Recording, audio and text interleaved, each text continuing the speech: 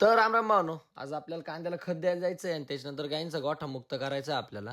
आपल्या काही गाई नाही, तीनच गायी आहे, पण मग त्या मोकळ्या करून द्यायच्या आहे, म्हणजे डोक्याला ताण नाही राहणार. तर भावनो, त्याच्यानंतर आपण लगेच खत काढायला सुरुवात केली आहे. इकडं आपण मिलांज 13-40-13 आणि मॅग्नेशियम घेऊन राहिलो. कांद्याला ड्रिपने सोडायचं आहे आपल्याला हे खत. तरी आपण चौथ्या पाण्याला सोडून राहिलो.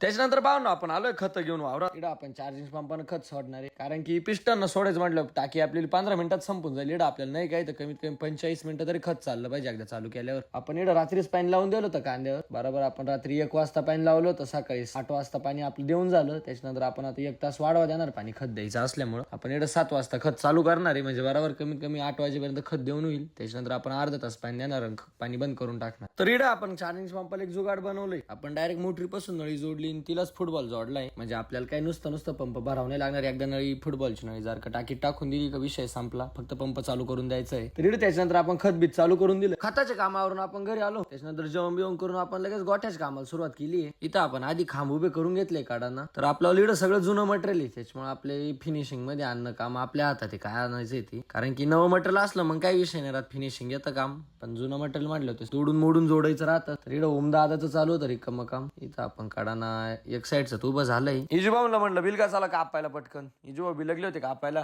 त्याच्यानंतर आपण लगेच वेल्डिंग मारायला सुरुवात केली. इकडं आपले चालू आहे काढायचे खांब उभे करायचं काम. इथं आपल्याला डायरेक्ट संध्याकाळ झाली काम करता करता. मग काय त्याच्यानंतर ना आपण काम थांबवलंय आता. इकडं आपण गेट बीट वेल्डिंग करून घेतलंय. गेट आपल्याला त्या साईडनं बनवायचं होतं, पण तिकडून काय जजमेंट नव्हती बसत, तर मग इडच बनवलंय. मध्ये काय पाईप नव्हता, मग इथंच आपण गेट वेल्डिंग केलंय. त्याच्यानंतर गेटला कडी बनवायची बाकी अजून, कारण की ते डायरेक्ट मध्ये निघून जात आहे. तर ना आता पुढचं काम तुम्हाला उद्याच ब्लॉग मध्ये समजल, त्याच्यामुळे उद्याच ब्लॉग पाहायला काय विसरू नका.